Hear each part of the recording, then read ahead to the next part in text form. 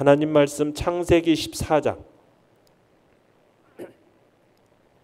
1절에서 16절의 말씀입니다. 창세기 14장 1절에서 16절의 말씀, 우리 한 목소리로 같이 읽도록 하겠습니다. 창세기 14장 1절에서 16절의 말씀입니다. 시작.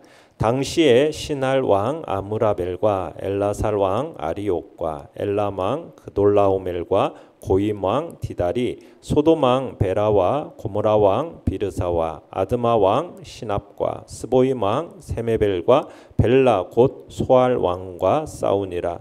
이들이 다 시딤 골짜기 곧 지금의 염해에 모였더라. 이들이 12년 동안 그돌라오멜을 섬기다가 제13년에 배반한지라. 제14년에 그돌라오멜과 그와 함께한 왕들이 나와서 아스드롯 가르나임에서 르바 족속을, 함에서 수수 족속을, 사외 기랴다임에서 엠 족속을 치고 호리 족속을 그 산 세일에서 쳐서 광야 근방 엘바란까지 이르렀으며 그들이 돌이켜 엔 미스밧 곧 가데스에 이르러 아말렉 족속의 온 땅과 하산 손다말에 사는 아모리 족속을 친지라. 소돔 왕과 고모라 왕과 아드마 왕과 스보임 왕과 벨라 곧 소알 왕이 나와서 시딤 골짜기에서 그들과 전쟁을 하기 위하여 진을 쳤더니 엘람 왕 그돌라오멜과 고임 왕 디달과 신할 왕 아므라벨과 엘라살 왕 아리옥 네 왕이 곧 그 다섯 왕과 맞서니라. 시딤 골짜기에는 역청 구덩이가 많은지라. 소돔 왕과 고모라 왕이 달아날 때에 그들이 거기 빠지고 그 나머지는 산으로 도망하매 내 왕이 소돔과 고모라의 모든 재물과 양식을 빼앗아 가고 소돔에 거주하는 아브라함의 조카 롯도 사로잡고 그 재물까지 노략하여 갔더라. 도망한 자가 와서 히브리 사람 아브람에게 알리니 그때에 아브람이 아모리 족속 마므레 상수리 숲을 근처에 거주하였더라. 마므레는 에스골의 형제요 또 아넬의 형제라. 이들은 아므람과 동맹한 사람들이더라. 아브람이 그의 조카가 사로잡혔음을 듣고 집에서 길리고 훈련된 자 318명을 거느리고 단까지 쫓아가서 그와 그의 가신들이 나뉘어 밤에 그들을 쳐부수고 다메섹 왼편 호박까지 쫓아가 모든 빼앗겼던 재물과 자기의 조카 롯과 그의 재물과 또 부녀와 친척을 다 찾아왔더라. 아멘. 오늘 말씀의 제목은 주님을 믿고 적극적으로 믿음의 행보를 하라라는 제목으로 말씀을 나눕니다. 오늘 본문에서는 아브라함 시대에 매우 큰 전쟁이 일어난 것을 알 수가 있습니다. 아브라함이 헤브론 지역에 사는 동안에 이 주변의 국제적인 규모의 그 전쟁이 있게 된 거죠. 그냥 단순히 부족 간에 다툰 어떤 소규모 전쟁이 아니었습니다. 여러 나라가 서로 동맹을 맺고 군사를 뽑아서 벌인 대규모 전쟁이었어요. 동쪽 나라 왕들과 사해 주변을 중심으로 한 서쪽 나라 왕들, 그들 사이에 싸움이 벌어진 겁니다. 자, 1절 2절 다시 한번 읽어보겠습니다. 1절 2절 시작.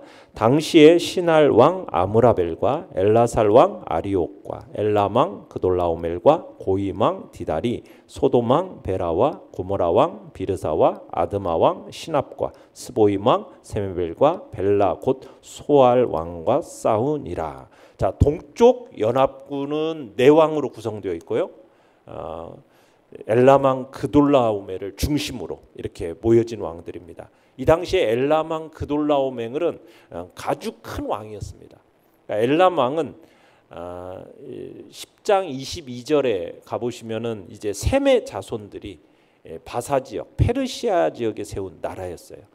그와 함께한 세 왕, 신할 왕 아므라벨, 엘라살 왕 아리옥, 고임 왕 디달, 이렇게 동쪽의 연합군. 그 다음에 서쪽 나라 연합군은 소돔 왕 베라, 고모라 왕 비르사, 아드마 왕 시납, 스보임 왕 세메벨, 벨라 왕 소알, 이렇게 5명으로 구성이 되어서 이제 동쪽 연합군하고 서쪽 연합군이 이제 싸움이 벌어지게 된 겁니다. 이 싸움이 벌어진 이유는 뭐냐? 4절에서 7절까지를 다시 한번 읽어보겠습니다. 4절에서 7절입니다. 시작. 이들이 12년 동안 그돌라오멜을 섬기다가 제13년에 배반한지라. 제14년에 그돌라오멜과 그와 함께한 왕들이 나와서 아스드롯 가르나임에서 르바 족속을, 함에서 수수 족속을, 사웨 기랴다임에서 엠 족속을 치고 호리 족속을 그 산 세일에서 쳐서 광야 근강 엘바란까지 이르렀으며 그들이 돌이켜 엔미스밧 곧 가데스에 이르러 아말렉 족속의 온 땅과 하사손다말에 사는 아모리 족속을 친지라. 자, 엘라망 그돌라오멜은 서쪽 왕들에게서 지난 12년 동안 조공을 받고 있었던 겁니다. 자, 그런데 13년째가 되던 해에 서쪽 왕들이 반란을 일으킨 거죠. 이제 서쪽 왕들이 그렇게 생각한 거죠. 우리들이 힘을 합치면 이 그돌라오멜 정도는 이길 수 있다, 이렇게 생각을 한 겁니다. 그런데 1년 후에 엘라망 이 그돌라오멜이 어떻게 합니까? 반역한 이 서쪽 왕들을 응징하러 나선 거죠. 동맹군들을 이끌고 와가지고 이 지역을 체계적으로 이제 정복해 나갑니다. 여기서 나오는 지역 아스드롯 가드나임, 함, 사웨 기랴다임, 세일, 엔미스밧, 하사손다멜 이렇게 차례로 이제 치기 시작하는데 이 지역들은 어떤 지역이냐면 대체로 요단강 동편의 남북으로 뻗어 있는 국도를 따라 있는 지역입니다. 그러니까 그돌라오멜을 중심으로 해가지고 한 이 동쪽 연합군이 북쪽에서 남쪽을 이렇게 진군해서 점령하여서 오고 있는 겁니다. 자, 그러자 이제 8절에서 10절 읽어보겠습니다. 시작. 소돔 왕과 고모라 왕과 아드마 왕과 스보 왕과 스보임 왕과 벨라 곧 소알 왕이 나와서 시딤 골짜기에서 그들과 전쟁을 하기 위하여 진을 쳤더니 엘라망 그돌라오멜과 고임 왕 디달과 시날 왕 아므라벨과 엘라살 왕 아리옥 네 왕이 곧 그 5 왕과 맞서니라. 시딤 골짜기에는 역청구덩이가 많은지라. 소돔 왕과 고모라 왕이 달아날 때 그들이 거기 빠지고 그 나머지는 산으로 도망하매. 자, 반역을 일으켰던 이 서쪽 왕 5명이 이제 시딤 벌판에 모여서 동쪽 왕들하고 전쟁을 했어요. 그런데 이 전쟁은 마치 오합지졸과 정예군의 싸움처럼 쉽게 결판이 나버립니다. 서쪽 왕들이 크게 패해서 도망한 거죠. 원래 소돔 왕 고모라 왕이 이 전쟁을 대비하고 있었어요. 이 지역은 주로 석유가 많이 나는 곳이기 때문에 역청구덩이가 많았습니다. 역청구덩이란 건 뭐냐면 아스팔트 구덩이라고 생각하시면 돼요. 그러니까 그 구덩이를 이용해서 이 그돌라오멜과 군사들을 빠뜨릴 함정을 준비해 놨어요.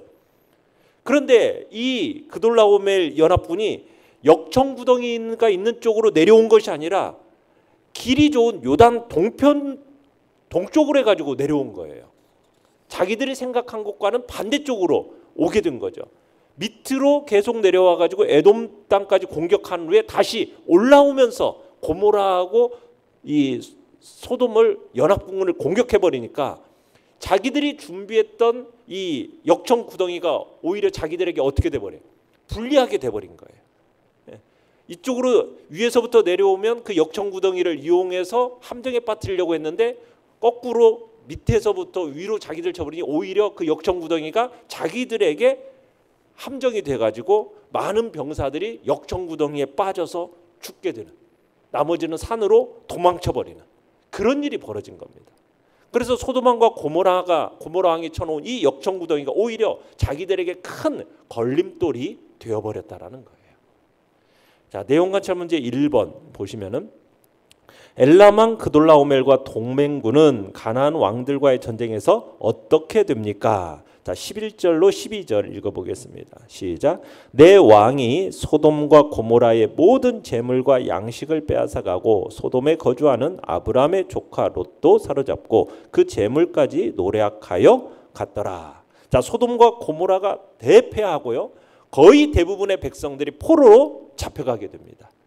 자, 승리한 동쪽 왕들은 소돔과 고모라에 들어가서 약탈을 막 감행한 거죠. 재물, 먹을 것 이것만 빼앗은 게 아니에요. 주민들까지 인질로 잡아갑니다. 그런데 그 잡혀간 임질 중에 누가 있어요?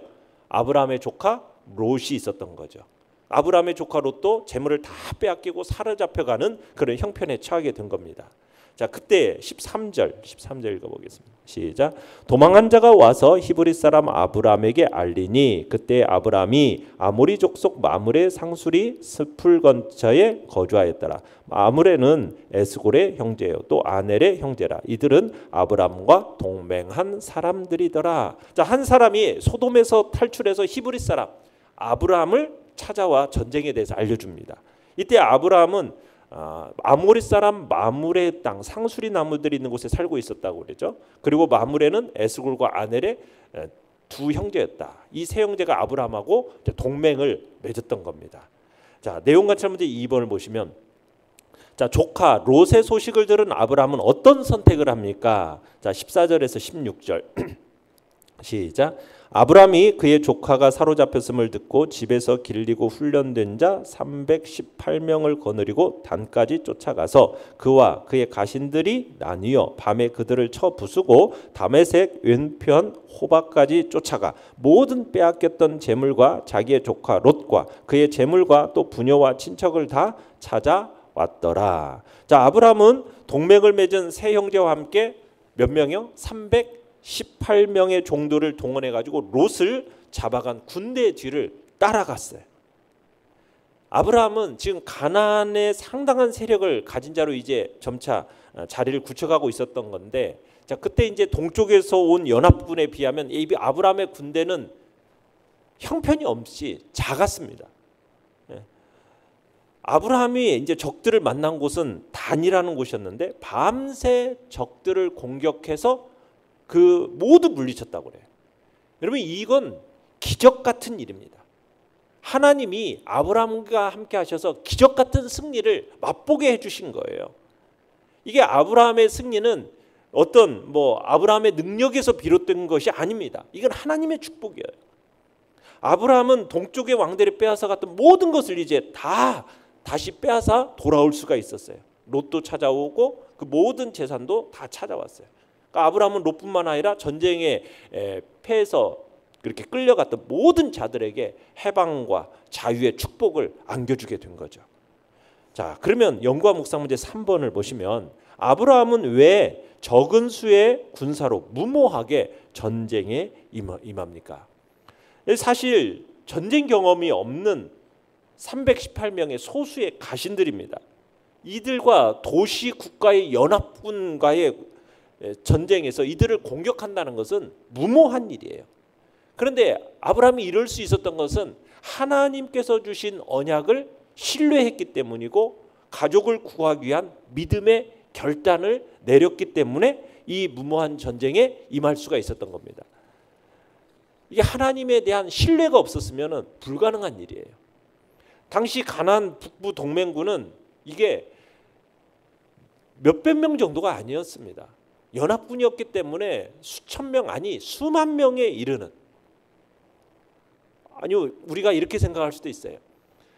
미디안 전쟁과 기드온 전쟁에서 300명과 13만 5천 명과의 전쟁과 비슷한 그런 전쟁이었을 것으로, 숫자의 대결이었을 것으로도 생각이 들 정도예요. 그러니까 숫자만 봐서는 아브라함 군사 318명과 이 가나안 북부 연합군과는 상대가 될 수가 없는 거예요. 318명으로 수만 명, 수십만 명에 이르는 군사를 상대한다라는 것은 무모한 짓이, 계란으로 바위를 치는 격이라 할 수가 있는 거죠. 근데 아브라함은 군사력에 있어서는 절대 열세의 상황이었지만 자신과 늘 동행하시는 전능하신 하나님, 그분의 강한 손길을 의지했기 때문에 담대하게 가나안 북부 동맹군의 진영을 향해서 돌격해 갔던 것이고, 그 결과 아브라함은 가나안 북부 동맹군을 격파해서 승리할 수 있었다는 사실이에요. 느낀 점 4번입니다. 하나님을 신뢰하며 적극적으로 최선을 다해 전쟁에서 승리한 아브라함의 모습을 보며 무엇을 느낍니까? 자, 하나님께서 주신 그 언약을 믿고 믿음의 행보를 선택한다면 하나님께서 베푸시는 기적을 체험할 수 있음을 우리는 느끼게 됩니다. 그러니까 아브라함의 이런 용감한 모습은 어떻게 보면 이전에 그의 모습과 비교할 때 완전히 달라졌다라는 것을 우리가 볼 수 있어요. 이전에 아브라함의 모습은 어떤 모습이었습니까? 나약하기 그지없는 모습이었어요. 애굽으로 내려갈 때만 해도 아브라함이 어땠어요? 애굽 사람들을 두려워해가지고 자기 아내를 뭐라고? 누이라고 속일 만큼 지극히 심약한 사람이 아브라함이었습니다. 자, 그런데 그러한 그가 롯이 사로잡혔다라는 소식을 듣고는 318명을 데리고 이 메소포타미아 가나안 북부 연합군 수만 명, 아니 수십만 명 이를지 모르는 그런 사람들을 쫓아갔다라는 것은 정말 놀라운 변화가 아니라 할 수가 없는 겁니다. 아브라함이 정말 이전과는 완전히 다른 모습으로 변화된 모습을 보여준 거예요. 그 변화된 근본 원인이 어디에 있겠어요? 바로 전능하신 하나님을 온전히 믿고 의지한 까닭이었던 거죠. 하나님께서 주신 언약을 믿고 하나님을 신뢰하는 자에게는 두려울 것이 없어진 겁니다. 하나님을 의지하면 어떠한 강력한 대적 앞에서도 담대해지게 되는 겁니다. 전능하신 하나님께서 자신을 돕는다 이렇게 생각을 하니까 두려울 게 없었던 거죠. 우리는 하나님을 온전히 의지하며 나아가시길 바랍니다. 하나님이 어떤 분이신가? 전지전능하신 하나님, 그분이 나와 동행하시고 나와 함께 하신다면 무엇이 두렵겠느냐는 거죠. 318명으로 메소포타미아 연합군을 격파한 아브라함과 같이 물맷돌 하나로 블레셋의 그 거대한 장군 거인 골리앗을 쓰러뜨린 다윗과 같이 하나님을 의지하고 신뢰하는 자에게는 항상 승리하는 삶이 우리에게 보장되어 있음을 믿으시길 바랍니다. 결단과 적용 5번입니다. 하나님을 온전히 신뢰하지 못해 믿음의 선택을 주저했던 적이 있다면 언제입니까? 눈에 보이는 확실한 것이 없을지라도 적극적으로 하나님을 믿고 믿음의 행보를 하기 위해 무엇을 실천하겠습니까? 오늘도 하나님이 어떤 분이신지 그분에 대한 묵상을 하면서 전능하시고 우리의 삶에 동행하시는 그 하나님은 정말 무소부재하시면서 참으로 이 세상 모든 만물들을 다스리시고 통치하시는 전능하신 권세가 있으신 그 하나님이라는 사실을 마음속에 되새기면서 그 하나님에 대한 신뢰와 의지 속에 우리가 한 걸음 한 걸음 믿음의 걸음을 참으로 내딛으며 나아가시길 바랍니다. 그 걸음 속에 하나님의 놀라운 기적 같은 역사들을 경험하는 놀라운 일들을 경험하게 될 것입니다. 오늘의 기도 같이 읽겠습니다. 시작. 오늘 나와 함께 하시며 일하시는 하나님을 의지하며 믿음의 걸음을 적극적으로 걷게 하소서. 아멘. 말씀을 생각하며 기도하시고요. 연약한 우리의 지체들을 위해서 기도해 주시기 바랍니다.